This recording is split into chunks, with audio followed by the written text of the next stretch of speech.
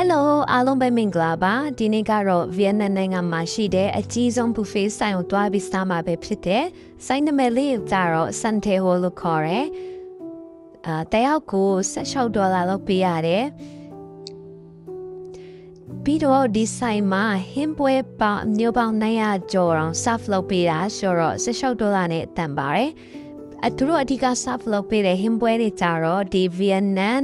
ရိုးရာအစားအစာတွေပါမယ်seafood တွေပါမယ်ပြီးတော့မှဂျပန်စားစာတွေပါမယ်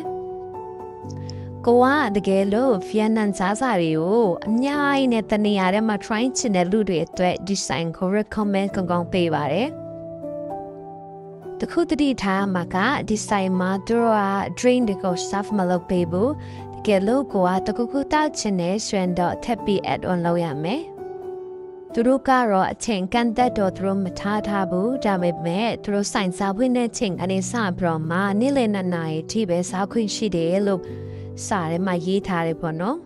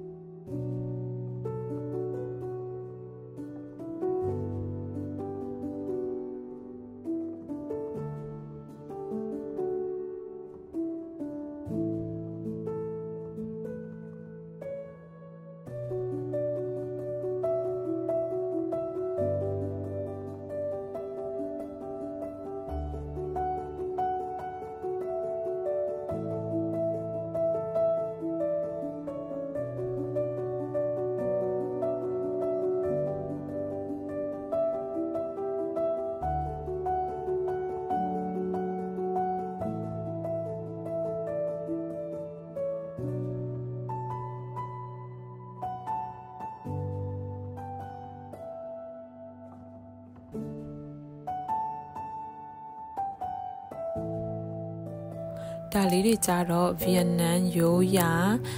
ရှိုးပွဲလေးတွေပေါ့နော်ဘယ်လိုစားရမလဲဆိုတော့ကျွန်မမသိဘူးပေါ့နော်ဒါပေမဲ့သွေးတဲ့ဟာအကုန်ကောက်ထည့်ပြီးယူလာပြီးစားလိုက်တယ်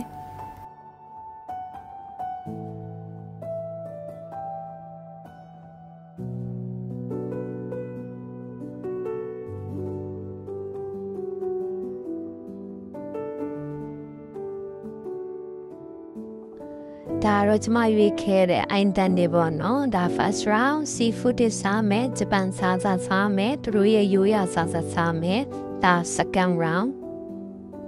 စားပြီးစားပါတော့မရှိ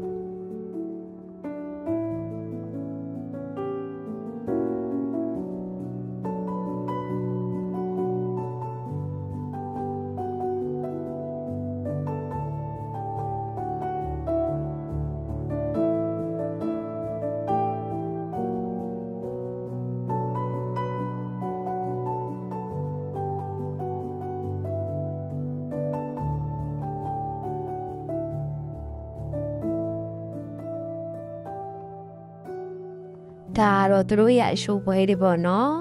ကြည့်ပါအောင်အယောင်တွေးလဲစောင်းတယ်လာတယ်အရာသားလည်းရှိတယ်အဲ့ဒီမှာအကြိုက်ဆုံးဆိုရင်တော့အရှိုးပွဲလို့ပြောရမှာ